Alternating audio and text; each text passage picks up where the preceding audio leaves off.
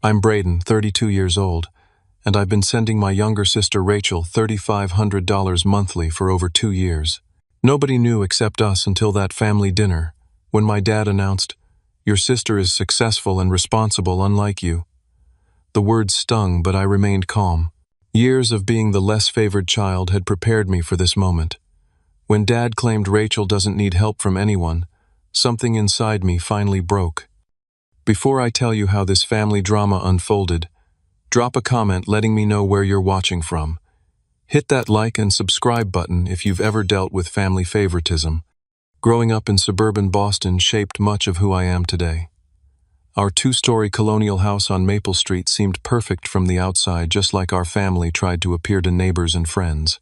My father, Greg, was a stern financial advisor who measured success in promotions and dollar signs. He wore crisp suits even on weekends and carried himself with an air of superiority that intimidated most people, including his own son. My mother, Elaine, played the role of peacekeeper, always smoothing over conflicts and making excuses for Dad's harsh criticisms. She was kind but passive, rarely standing up to him even when he was clearly wrong. Then there was Rachel, my sister, 3 years younger than me. From the day she was born, she seemed to have a special talent for charming people. With her outgoing personality and natural social skills, she quickly became the center of attention at family gatherings. Adults would marvel at how articulate and confident she was, while I stood awkwardly in corners, more comfortable with computers than conversations. What no one seemed to notice was how Rachel manipulated situations to her advantage even as a child. She'd break something and convince everyone I had done it. She'd forget her homework and somehow end up borrowing mine. Behind her charming smile was a pattern of irresponsibility that our parents, especially Dad, refused to see. "Braden, why can't you be more like your sister?" became a familiar refrain throughout my childhood. When I brought home a report card with all A's and 1 B, Dad would focus on the B. When Rachel brought home B's and C's, he'd praise her effort and potential. The double standard was obvious to everyone except him. Despite this, I was determined to prove myself through hard work. While other kids played video games, I taught myself programming. Our home computer became my sanctuary, the place where I could create and solve problems without criticism.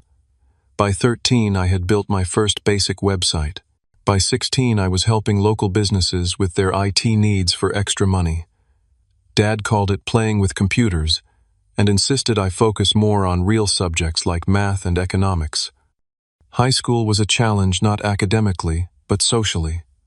While Rachel was elected homecoming queen and dated the quarterback, I found my tribe in the computer lab with other tech enthusiasts.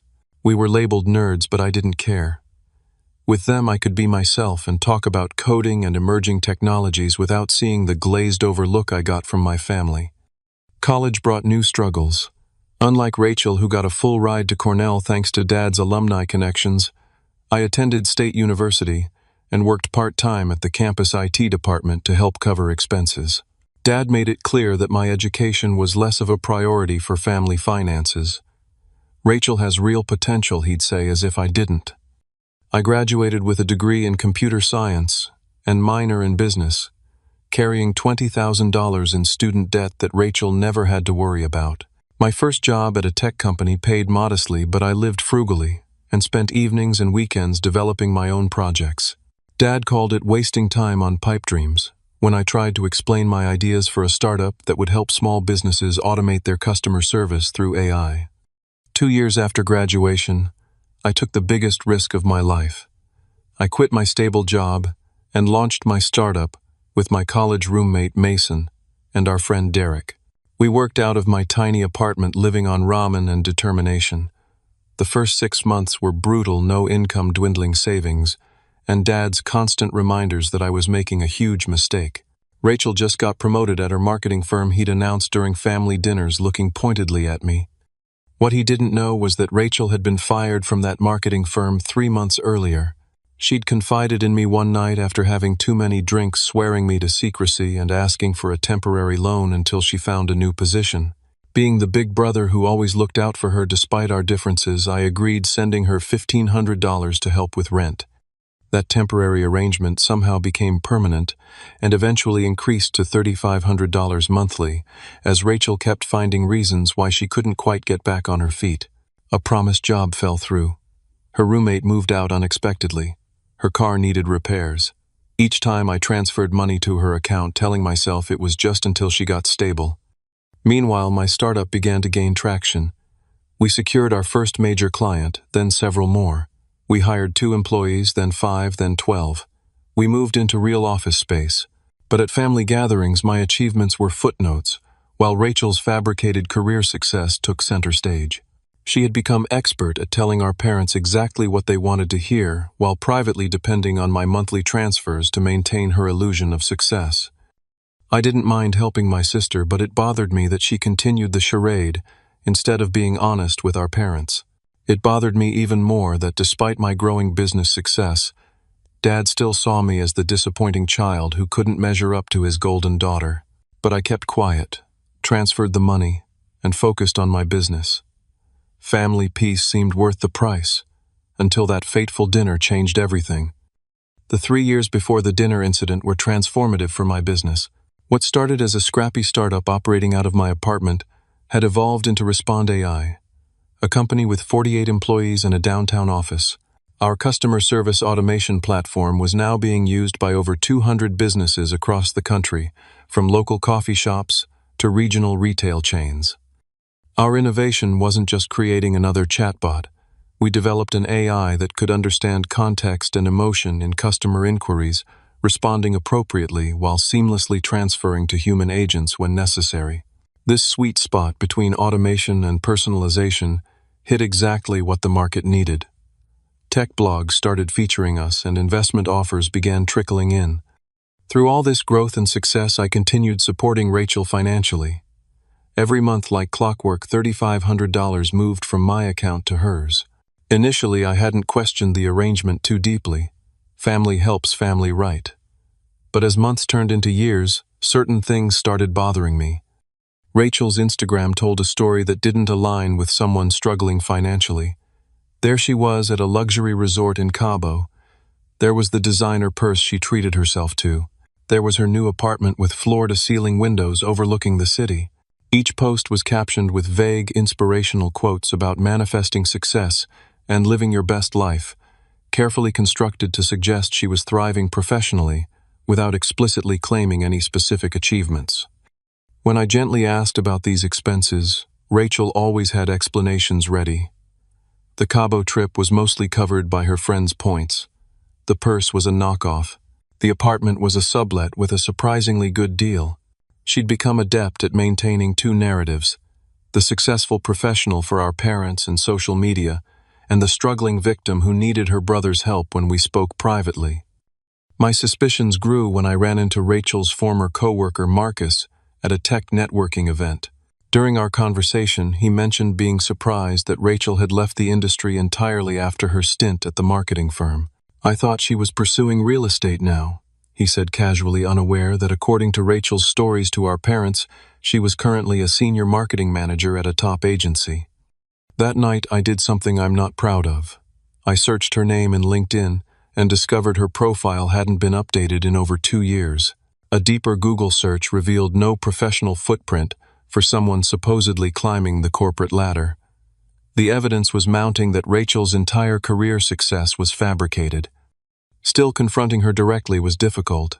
When I tried approaching the subject during our monthly coffee meetup, she burst into tears, talking about her anxiety and how she was trying so hard but kept hitting obstacles. She promised she was close to landing something big that would finally let her stand on her own feet.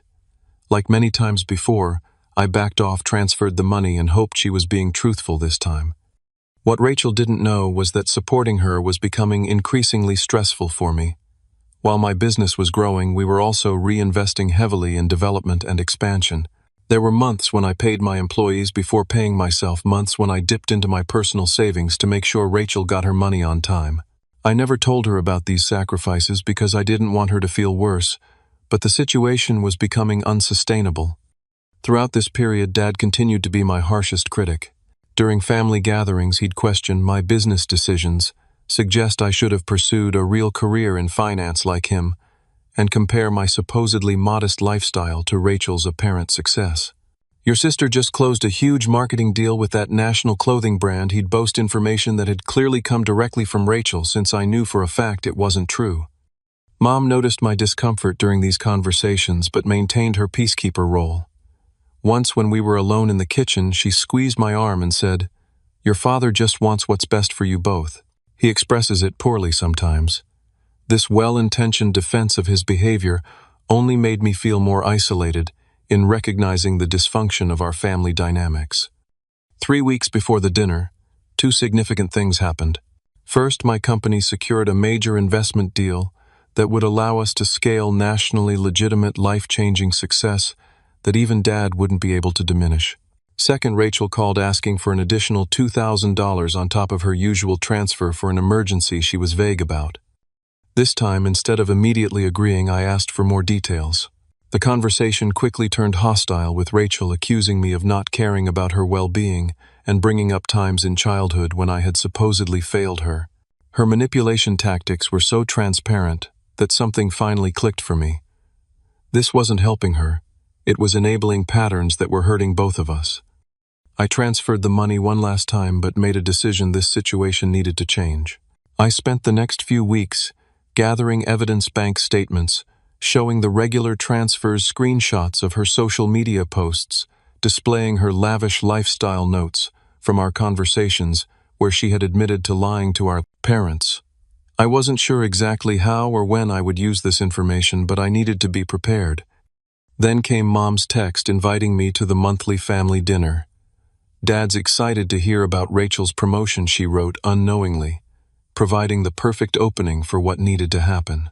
I confirmed my attendance, mentally preparing for what would likely be the most difficult family conversation of my life.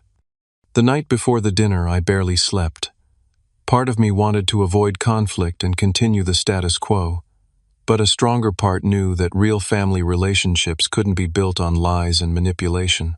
With my folder of evidence in my briefcase and determination in my heart, I drove to my parents' house, knowing this dinner would be unlike any we'd had before. My parents' house looked exactly as it had for the past 20 years, immaculately maintained colonial with navy blue shutters, pristine lawn, and seasonal wreath on the front door. Dad's Mercedes and Mom's Volvo sat in the driveway like sentinels, guarding the perfect suburban image the Henderson family had always projected to the world. I parked my Tesla Model 3 behind them, a modest luxury I had finally allowed myself after years of driving a used Honda.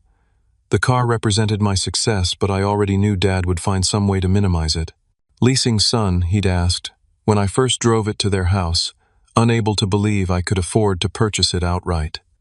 Mom answered the door in her apron, wooden spoon in hand. "Braden, right on time as always," she said, pulling me into a hug that smelled of garlic and rosemary. "I'm making your favorite pot roast with those baby potatoes you like." The familiar smell of home brought conflicting emotions. Despite everything I loved my parents and our family traditions, part of me still craved their approval and recognition, even as another part prepared to potentially damage our relationship forever with the truth. Dad was in his usual spot in the living room, reading glasses perched on his nose as he reviewed some financial document. He looked up briefly when I entered. "Son," he acknowledged with a nod before returning to his papers. No hug, no questions about my drive over or how I was doing. His emotional distance had been so constant throughout my life that I barely noticed it anymore. "How's work, Dad?" I asked, settling into the armchair across from him. "Can't complain. Johnston account is giving me some trouble, but nothing I can't handle." He set his papers aside and finally looked at me properly. "And your computer thing? Still keeping the lights on?" This dismissive reference to my thriving tech company would have stung more if I hadn't been expecting it. Actually, we just closed a major investment round, 7 figures. We're expanding to 3 new markets next quarter. For a brief moment, I saw something flicker in his eyes, surprise, perhaps even a hint of respect, before his expression returned to neutral. "Well, that's something. Risky, though, taking on investors. They'll want control eventually. Should have talked to me before signing anything." Mom called from the kitchen, saving me from having to respond. Greg, why don't you fix Braden one of your gin and tonics while I finish up in here? Drinks in hand, we engaged in surface-level conversation. Mom flitted between kitchen and living room, filling silences with questions about the weather and neighborhood gossip. I answered politely, feeling the weight of my evidence folder in my briefcase by the door. At 6:30 minutes after our scheduled dinner time, the front door swung open without a knock. Rachel breezed in, bringing a gust of expensive perfume and chaotic energy.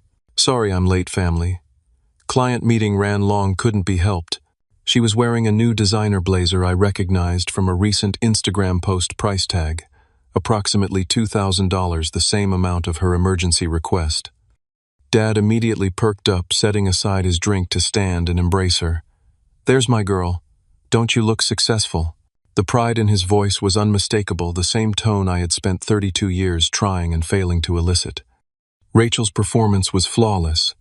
She kissed both parents, complimented Mom's outfit, and asked Dad detailed questions about his work that she knew would please him. When she finally acknowledged me with a quick side hug, she whispered, "Thanks for the extra help this month," before pulling away to accept the wine Mom offered. During appetizers, a cheese plate with varieties I had introduced to the family, but that Mom still credited Rachel with discovering my sister, dominated the conversation with carefully crafted stories. She described pitch meetings with clients who didn't exist, colleagues who were fictional, and projects that never happened. I watched my parents hang on every word, their faces glowing with pride. "So enough about my boring work stuff," Rachel finally said, taking a deliberate sip of wine. "The real exciting news is my promotion, Junior VP of Client Relations." Mom gasped with delight while Dad reached over to squeeze Rachel's shoulder. "That's my daughter. Always knew you'd climb the ladder faster than most." "Congratulations," I said, meeting her eyes directly. "Which agency is this with again? You move around so much I lose track." A flash of panic crossed her face before she recovered. "Still with Madison Avenue Group Bray. Been there almost a year now. The agency existed, but I knew from my research that they had no record of employing Rachel Henderson." "Impressive." I continued, my tone neutral. "Junior VP after less than a year. They must really value your work." "They do," Rachel said, suddenly very interested in rearranging her silverware. "I brought in the Lux Cosmetics account last month. 7 figures. Dad beamed. "That's how it's done, son. Building relationships, making real connections with clients, not just hiding behind computers all day." Mom quickly interjected, "Dinner's ready. Let's move to the dining room," clearly sensing the tension building. We relocated to the formal dining room reserved for family dinners and special occasions, with its cherry wood table and my grandmother's china that Mom only used when she wanted to remind us of family legacy and tradition. As we passed serving dishes around the table, Dad continued his praise of Rachel's career trajectory. Junior VP at 39, that's practically unheard of in marketing. Faster than Parker's daughter, and they own the damn company. He chuckled, cutting into his pot roast. Must be doing something right, paying all those student loans off already too. This was news to me. Rachel had confided months ago that she had stopped making payments on her loans entirely, using forbearance options while directing her income, or rather my transfers, toward maintaining her lifestyle. "You paid off your student loans?" I asked, unable to keep the surprise from my voice. Rachel shot me a warning look. "Almost. Just a few more payments." "Good for you," Dad said firmly, as if daring me to question further. "Responsibility, that's what I like to see. No shortcuts." The irony was almost painful. I had paid my own student loans off 2 years earlier through actual hard work and business success, but Dad had barely acknowledged it.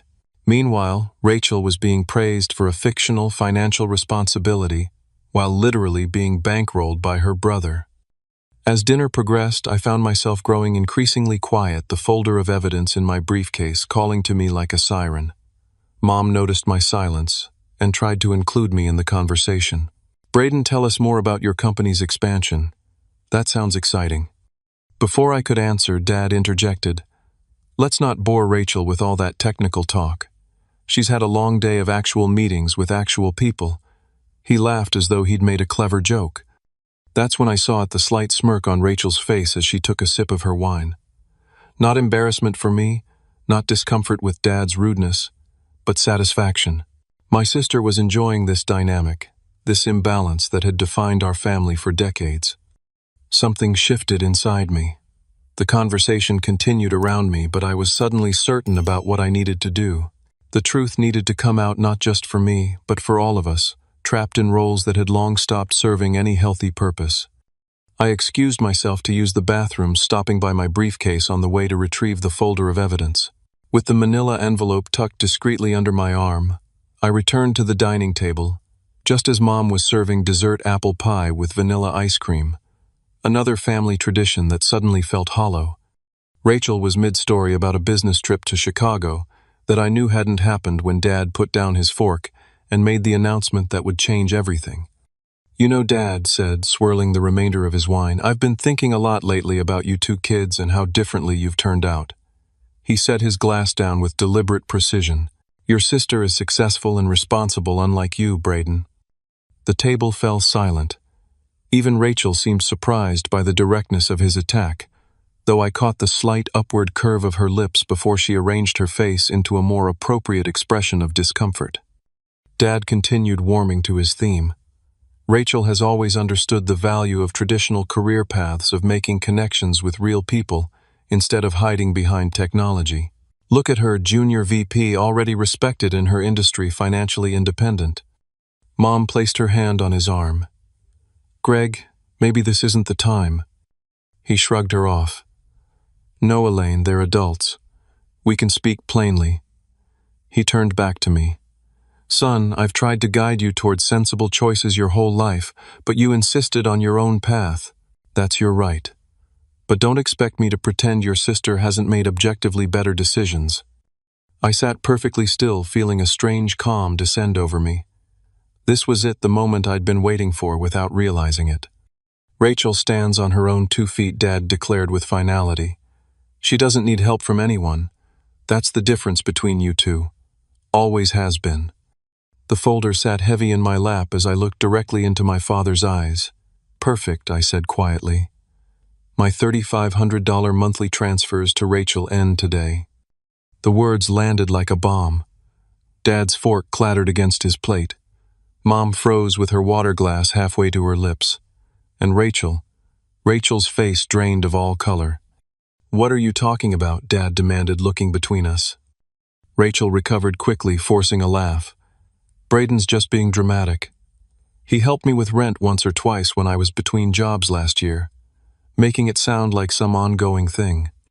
I opened the folder and placed the first bank statement on the table. 2 years and 4 months of transfers, every month without fail. $3,500 from my account to Rachel's.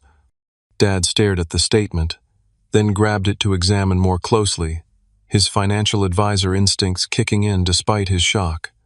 This could be for anything. Business arrangement, loan repayment.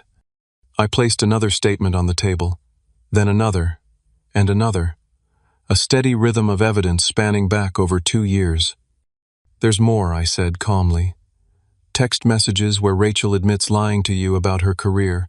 Screenshots of her social media showing purchases made with my money, while claiming financial hardship to me."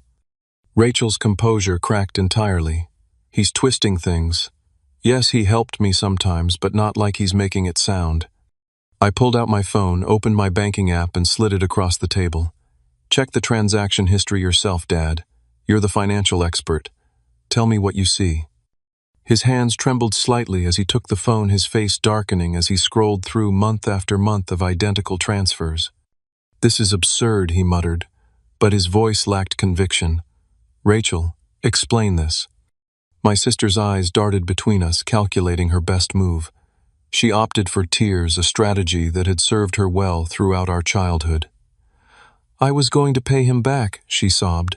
"It was just temporary until my career stabilized. Braden offered to help, I didn't ask him to." "Actually, you did." I corrected gently, pulling out printed copies of text messages. "Here's where you asked for $1,500 initially. Here's where you requested an increase to $2,500. And here, just 3 months ago, where you pushed it to $3,500. Mom had her hands over her mouth, tears in her eyes. "Rachel, is this true? Have you been lying to us about your job?" Rachel's sobs intensified, but she didn't answer directly. You don't understand how hard it's been for me. The pressure to live up to your expectations. Dad was still scrolling through my banking history, his expression unreadable. When he finally looked up, I expected anger, but what I saw instead was something I rarely witnessed on my father's face: confusion. But you told us you were junior VP, he said to Rachel, his voice unnaturally quiet. You said you closed the Lux account last month. I'm on track for that promotion, Rachel amended between sobs. And we're pitching to Lux next quarter. I was just anticipating success. Lying, I translated. The word you're looking for is lying, Rachel. That's enough. Braden Dad snapped, defaulting to his protective stance toward Rachel despite the evidence. Clearly there's been some miscommunication. No, Dad, there hasn't. I felt strangely liberated, speaking truth after years of silence. Rachel hasn't held a steady job in over 2 years. She was fired from Patterson Marketing for missing deadlines and has been bouncing between temporary positions and unemployment since then. Meanwhile, she's been presenting herself as a rising star to you and Mom, while depending on me financially to maintain the illusion. Mom finally found her voice. I suspected something wasn't right, she admitted quietly. The details of her stories never quite added up, but I never imagined. She trailed off, looking at Rachel with profound disappointment. Rachel's tears suddenly stopped as she shifted tactics. Fine, yes, I've struggled professionally, but Braden didn't have to support me, he chose to. And now he's throwing it in my face to make himself look better. That's what this is really about, isn't it, Bray? You're jealous that Mom and Dad have always loved me. More. The raw truth of her statement hung in the air. Dad flinched visibly, and Mom looked stricken. That's not true, Dad protested weakly. We've never played favorites. I laughed then, a genuine laugh born from the absurdity of his denial. Dad, you literally just announced at this table that Rachel is successful and responsible, unlike me. You've been playing favorites our entire lives. I've just been harder on you because you expected more from me, because you were pushing me to succeed, save the excuses. I was surprised by the steadiness in my voice. The truth is, I have succeeded beyond anything you've acknowledged. My computer thing is now a multi-million-dollar company with almost 50 employees. I've paid off my student loans, bought a home, and somehow managed to support your golden child for over 2 years without anyone noticing. Rachel made a last desperate attempt. I was going to tell you both everything once I got back on my feet. Braden's making it sound so calculated, but I've just been going through a rough patch. A 2-year rough patch, funded by your brother Mom, pointed out her peacekeeper role, finally giving way to parental accountability. While we've been praising you and criticizing him, Dad sat back in his chair, the evidence before him impossible to deny but clearly difficult to accept. His worldview with Rachel as the successful, responsible child and me as the disappointing dreamer was crumbling before his eyes. Why didn't you tell us you were struggling, Rachel? He asked, his voice softer than I'd expected. Because you've always expected perfection, Rachel burst out. Do you know how terrifying it is to be your successful child? Any failure feels catastrophic. It was the first honest thing she'd said all night, and despite everything, I felt a twinge of sympathy for my sister. Our father's expectations had damaged us both, just in different ways. And you, Dad, turned to me, struggling to reconcile his perception with reality. Why would you enable this deception? Why support her secretly, instead of coming to us? Would you have believed me over Rachel, I asked simply. In 32 years, when has my word ever outweighed hers in this family? His silence was answer enough. I stood up, gathering the evidence back into my folder. I'm not doing this to hurt anyone, but I'm done being the family scapegoat while financing the golden child's fake success story. Rachel needs to stand on her own feet for real this time, and you both need to see us for who we actually are, not who you've decided we should be.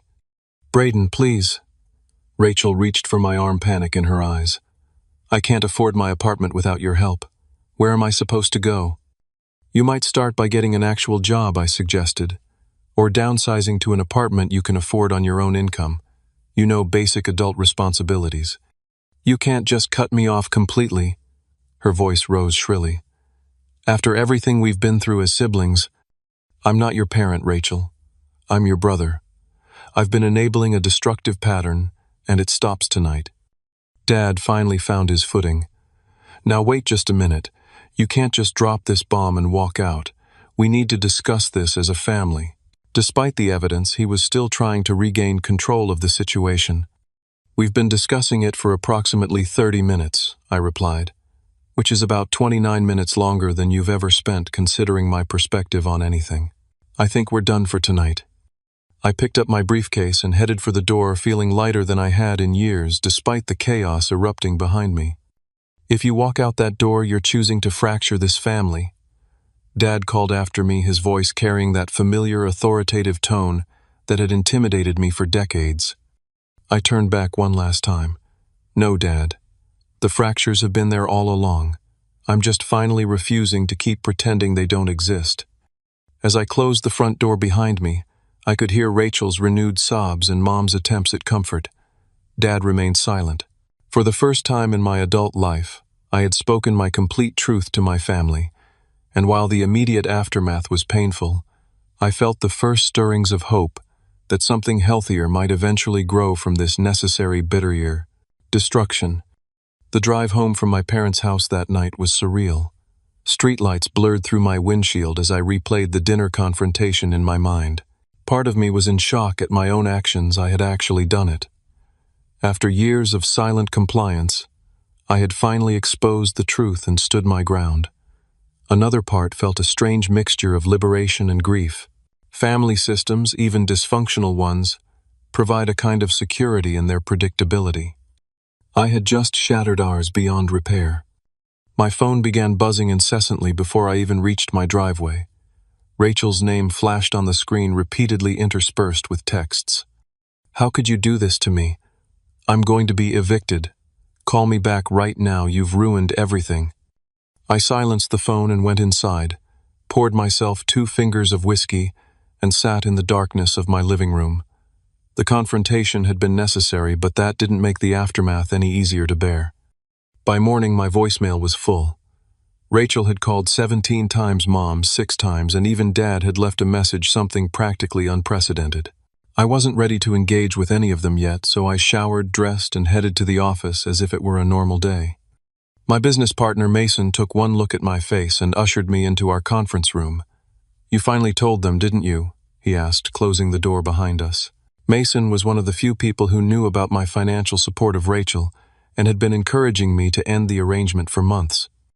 I nodded, giving him an abbreviated version of the previous night's events. "About damn time," he said, squeezing my shoulder. "How are you holding up?" "Honestly, I don't know yet. Somewhere between relieved and terrified." "That tracks. Look, take the day if you need it. The Harrison proposal can wait." I shook my head. Work is exactly what I need right now. Normalcy, purpose. Around noon, my office phone rang, my mother calling from her landline, knowing I might be avoiding cell calls. I picked up after a brief internal debate. "Braden." Her voice was hoarse, suggesting she'd been crying. "Please don't hang up." "I'm here, Mom." "What happened last night?" she began, then faltered. "Your father and I had no idea. About the money, about Rachel's job situation, about any of it." "I know you didn't," I said, softening slightly at the genuine distress in her voice. "Rachel stayed here last night. It's been difficult. She admitted everything after you left. Well, most things. Your father island." She paused clearly, choosing her words carefully. "He's processing." Translation.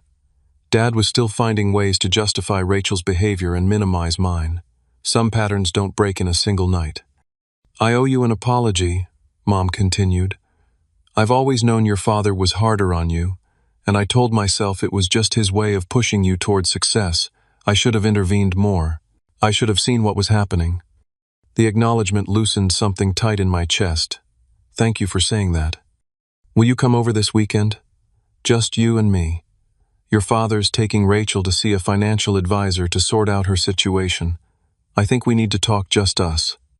I agreed, slightly surprised by my mother's initiative in arranging this conversation away from Dad's influence. Maybe I wasn't the only one experiencing a shift in our family dynamic. The next 48 hours brought a series of increasingly desperate communications from Rachel. Text messages oscillated between rage. "You've always been jealous of me," manipulation. "Dad's so disappointed in you," self-pity. "I'm having panic attacks because of what you did." And finally bargaining. "What if we reduced it to 1,500? Just until I find something stable." I responded, "Only once. I care about you, but this arrangement is over.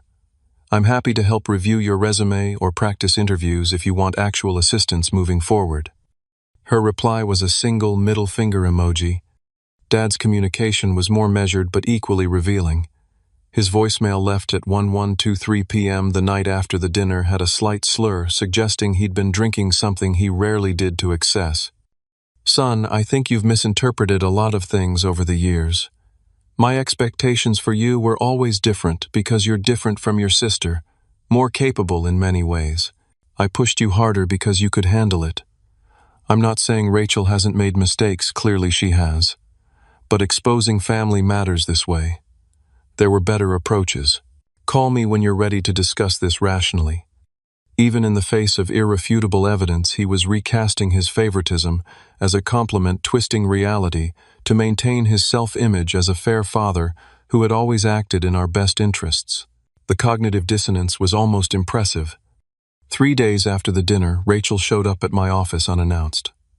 My assistant Diana tried to intercept her, but Rachel pushed past, barging into my meeting with potential investors.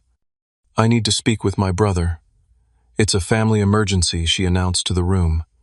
The professional mask I'd maintained for days slipped as I excused myself and practically dragged Rachel into an empty office. "What are you doing?" "These people are considering a $2 million investment in my company." Rachel's eyes were red-rimmed, her usually immaculate appearance noticeably disheveled. "My landlord called. Without this month's payment, I'm out by the 15th. Dad's financial advisor says, I need to declare bankruptcy because of my credit card debt. My whole life is imploding, and you're in here making millions." The unfairness of her perspective was staggering. "Rachel, I've supported you for over 2 years while building this business. I've given you over $80,000 that you've spent on luxury items and vacations while lying to our parents about your success. And now you're interrupting my actual work to demand more. You don't understand what it's like." Tears spilled down her cheeks. "You've always been the smart one, the one who could actually do things. I've just been pretending my whole life." The admission stunned me into momentary silence. Behind Rachel's tears, I glimpsed something I'd never fully appreciated. My sister was terrified.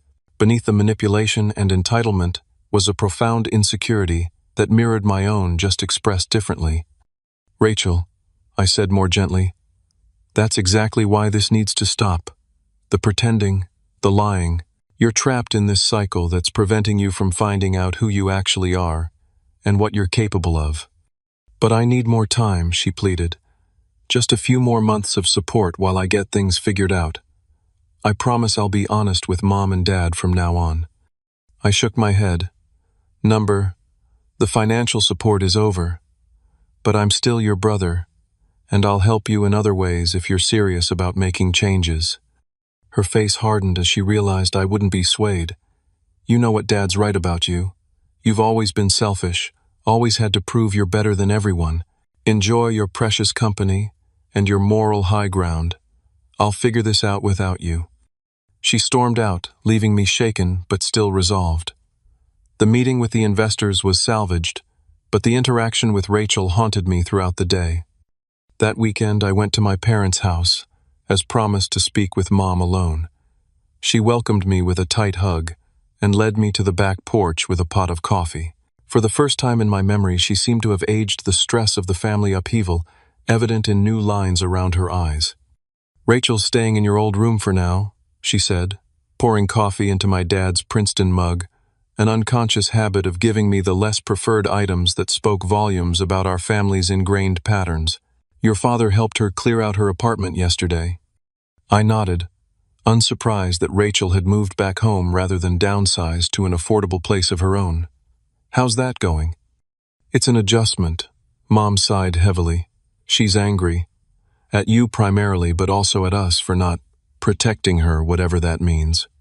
Your father Island. She hesitated. Still taking her side, I suggested.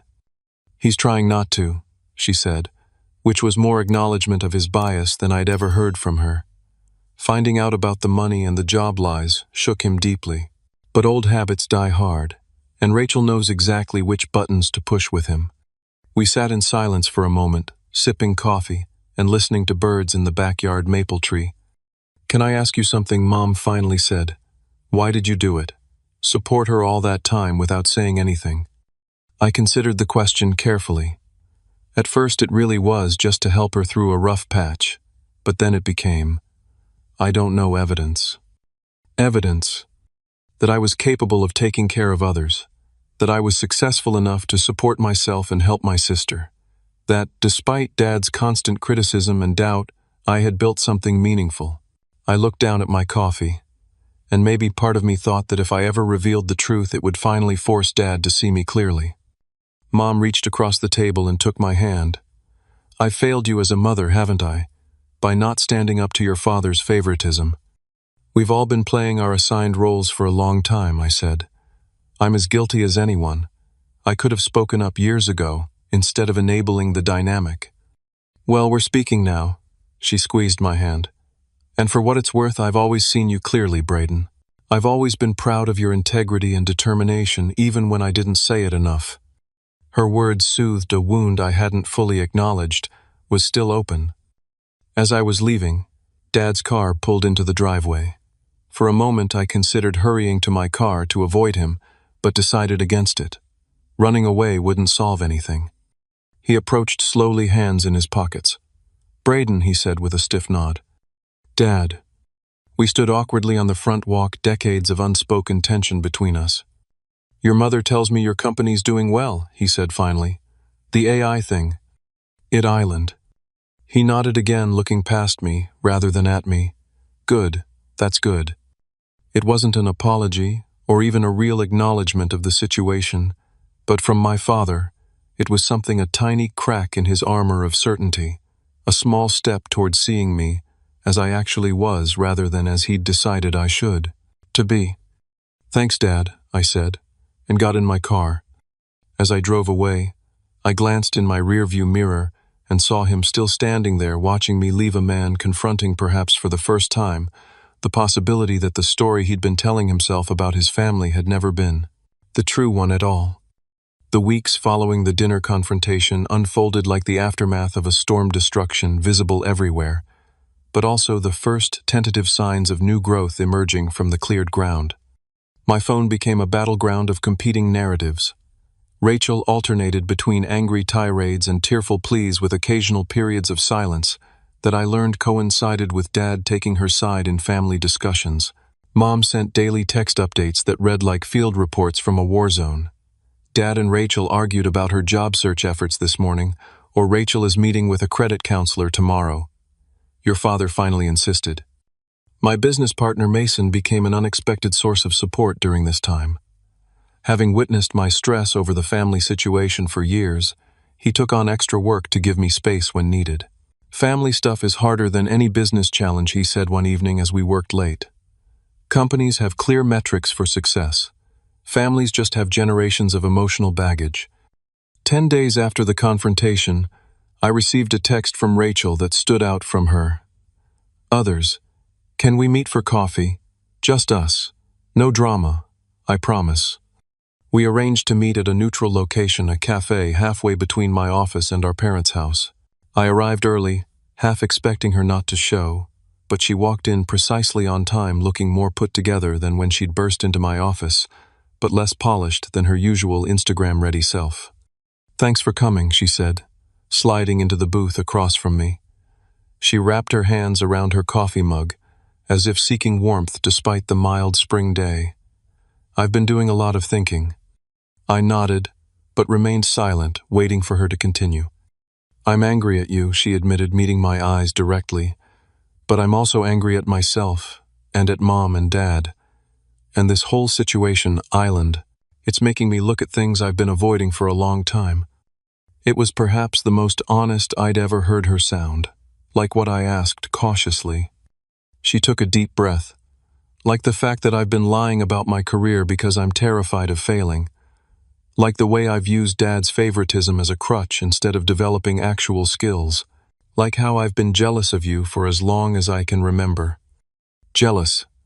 Of me, I couldn't keep the surprise from my voice. Rachel, Dad's been holding you up as the golden standard my entire life. Because I perform the role he wants, she said, with unexpected insight. But you've actually built something real. On your terms. Do you know how terrifying that is to watch, when you're someone who's only good at playing parts other people write for you? The conversation shifted into territory we'd never explored before our shared childhood, but viewed through drastically different lenses.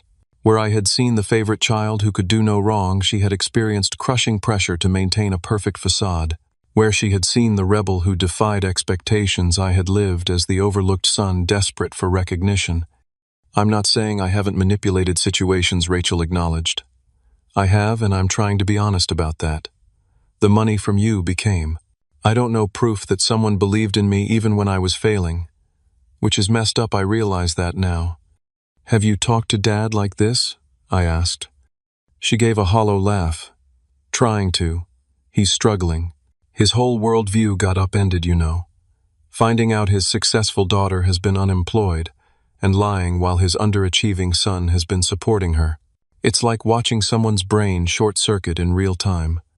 Despite everything, I felt a twinge of sympathy for our father. The stories we tell ourselves about our lives are powerful things, and having them suddenly invalidated is a kind of psychological earthquake. I've applied for 3 jobs this week, Rachel said, showing me her phone with the application confirmation emails, real ones within my actual qualifications. Dad's financial advisor helped me create a budget based on realistic income expectations. She grimaced. It's not pretty, but it's honest, which is new for me. That's a good start, I said, genuinely impressed by her initiative.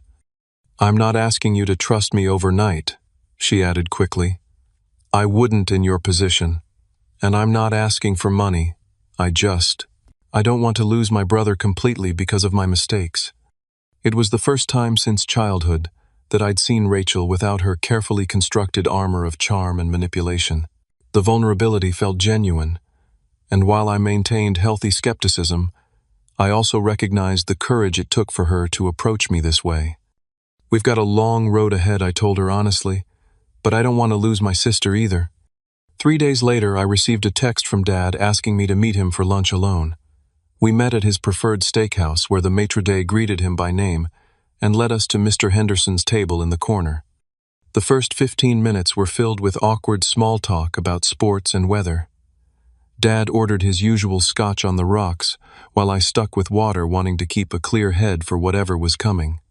Your mother thinks I owe you an apology, he finally said after our entrees arrived. I waited, fork suspended over my plate. He cut a precise piece of steak, chewed thoroughly, and swallowed before continuing. The thing is, I'm not entirely sure what I'm supposed to be apologizing for. Pushing you to excel. Having expectations. Isn't that what fathers are supposed to do? I set my fork down. Dad, you've spent my entire life comparing me unfavorably to Rachel while she was actually failing at the very things you were praising her for. That goes beyond having expectations.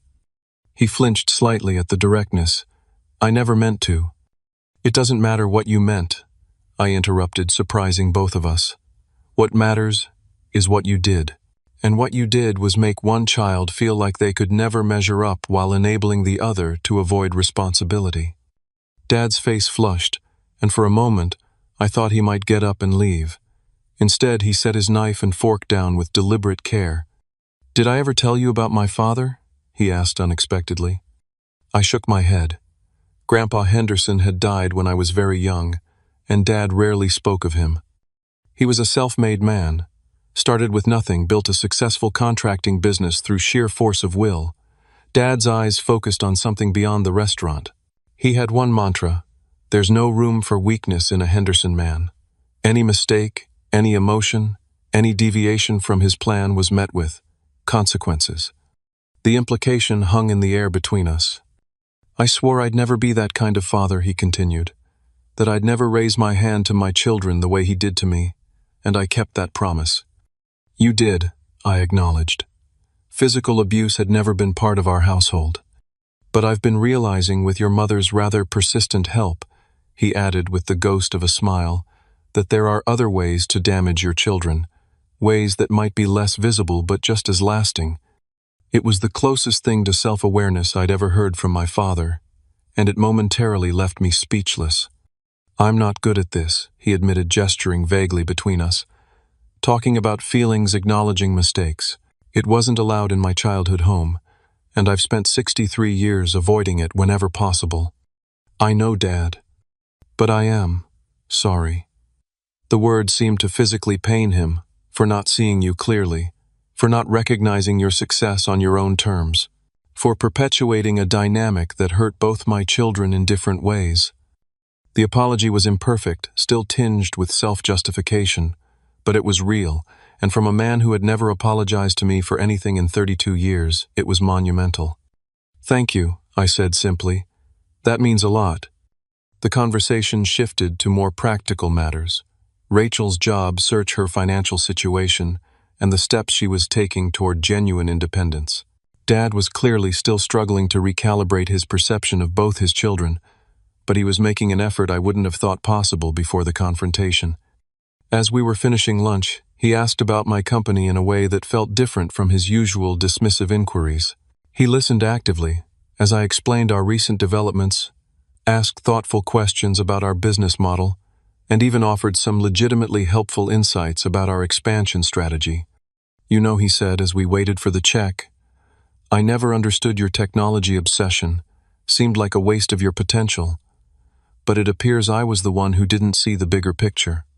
Coming from my father, this was equivalent to a standing ovation.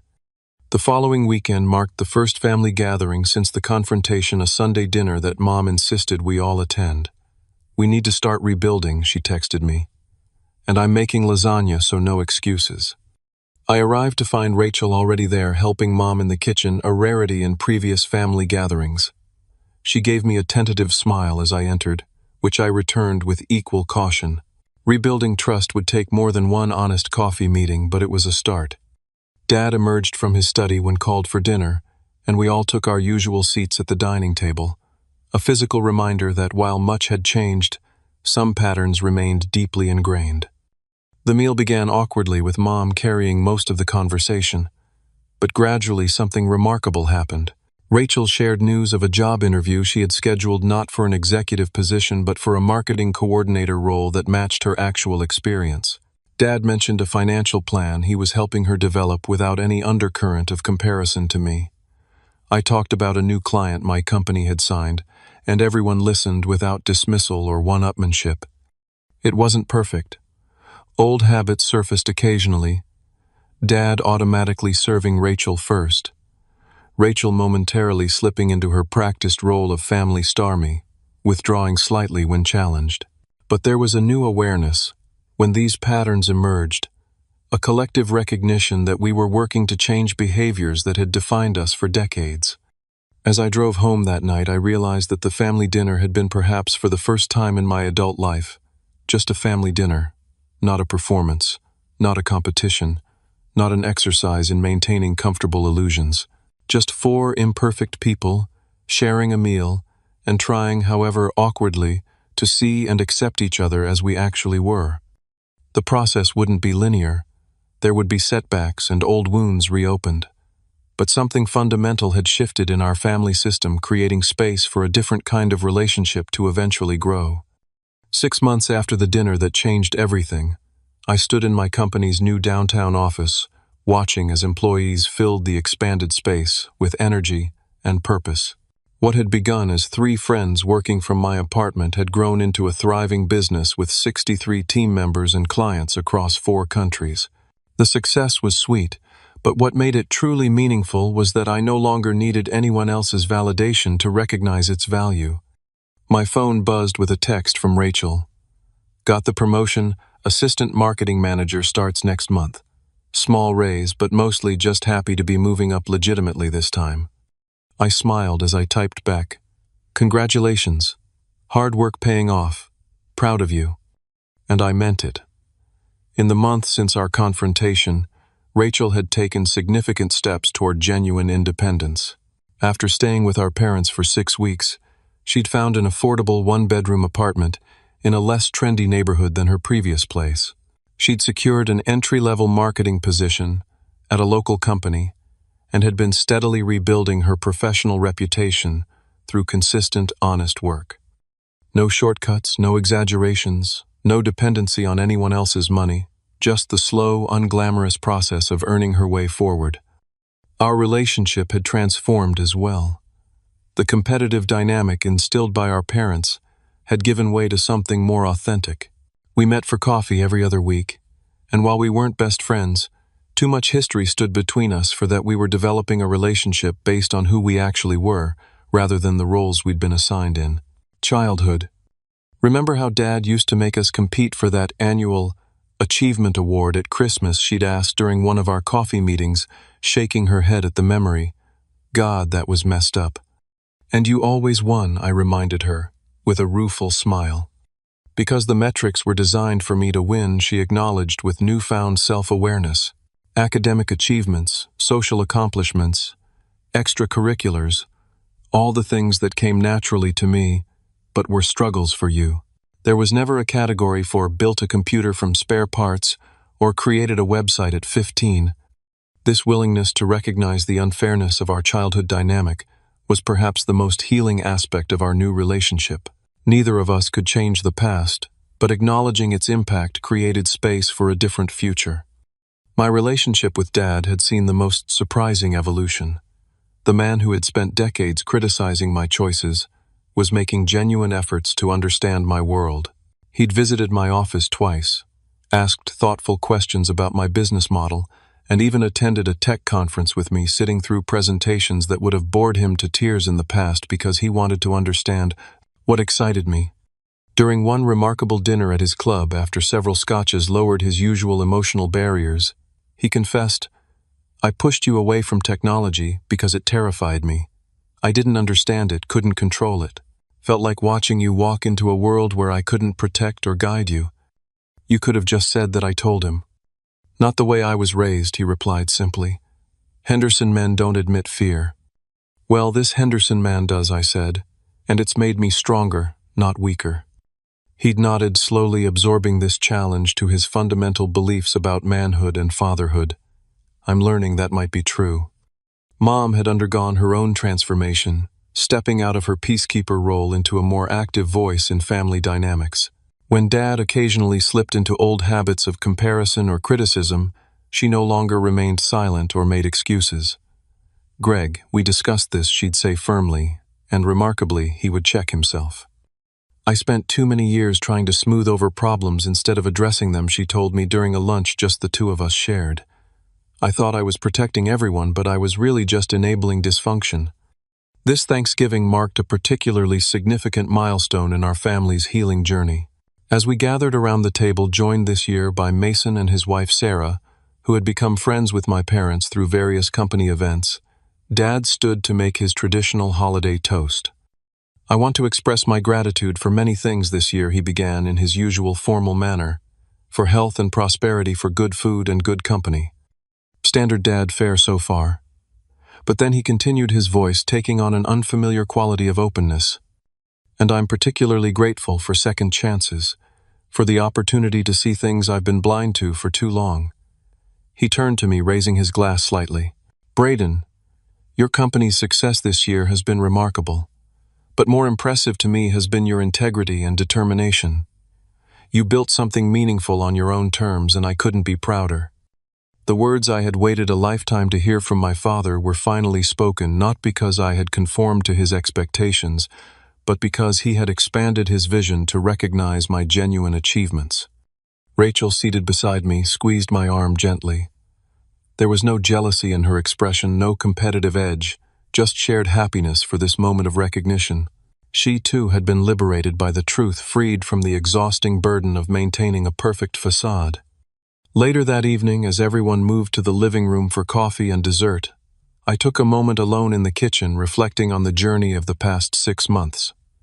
The confrontation had been painful, necessary, but painful. The healing process that followed had been messy and nonlinear, with progress and setbacks in seemingly equal measure. But standing in the kitchen where I'd spent so many holidays feeling inadequate and unseen, I realized how profoundly things had changed. The truth, however difficult to speak and hear, had ultimately set all of us free. Free from pretense and performance, free from the constraints of assigned roles that had never fit, free to be imperfect, authentic, and still worthy of love. I had learned that self-worth can't be built on others' approval.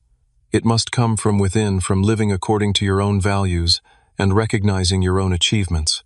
I had learned that enabling someone else's false narrative, even with good intentions, ultimately harms them by preventing necessary growth. And perhaps most importantly, I had learned that family relationships, even deeply wounded ones, can heal when everyone commits to honesty and accountability. As I rejoined the gathering in the living room, I noticed the easy conversation flowing between my parents and Mason, the genuine laugh Rachel shared with Sarah, the absence of tension that had defined our family gatherings for decades. We were no longer performing the roles of perfect family. We were simply being a family with all the messiness and authenticity that entailed. The journey wasn't complete, of course. Old patterns still occasionally emerged. Healing rarely follows a straight line. But we were moving forward together, eyes open to both our shared past and our individual truths. For anyone watching this who recognizes their own family in our story, know that change is possible. Speaking your truth may be terrifying and the immediate aftermath may be painful, but authentic relationships built on honesty are worth the discomfort of transformation. You deserve to be seen and valued for who you truly are, not for the role you've been assigned in your family system. Have you ever had to confront a difficult family truth? How did it change your relationships? Share your experience in the comments below. If this story resonated with you, please hit that like button and subscribe to hear more stories about family dynamics and personal growth. Thank you for listening to my journey. And remember, sometimes the hardest conversations lead to the most meaningful connections. May you find the courage to speak your truth when needed, and the wisdom to listen when others speak theirs.